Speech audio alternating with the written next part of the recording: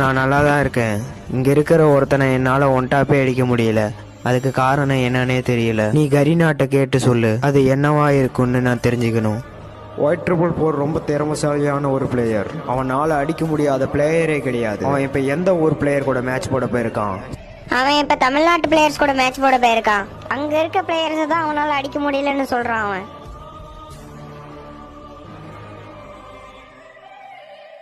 அங்க அவனோட ஒன்டாப்பெல்லாம் ஒன்னுத்துக்கு லாக்கிப்படாது.